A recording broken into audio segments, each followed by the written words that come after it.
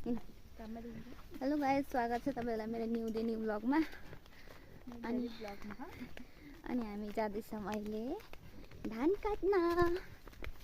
मामाको हाम्रो आफ्नै मामाको धान काट्न जाँदैछौँ खेतमा।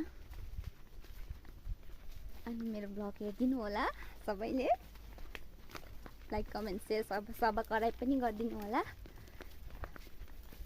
अनि हामी चाहिँ धान काट्न गएको टाढादेखि 1 घण्टा अगाडिदेखि हामी आएको, अहिले भर्खरै पुग्यौँ। अनि अहिले चाहिँ जाने हो, धान काट्ने हो।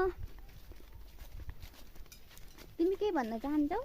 म केही भन्न चाहन्न। अब गइराखेरि हाम्रो धान काट्छौँ, धान काटेको नि ब्लग बनाउँछ। मेरो हाँस उठ्यो।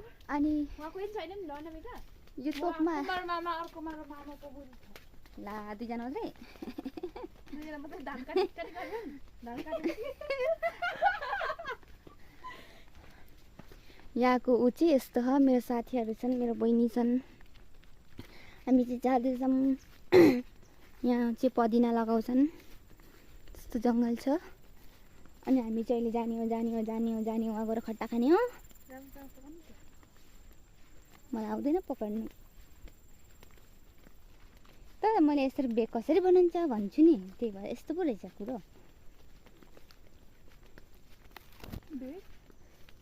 कस्तो सुन्दर हिरोनी जस्तै देखेको या टोपी लगाएर त। फेरि हेर त, तर योपालि त दाँत मात्रै त्यसको है।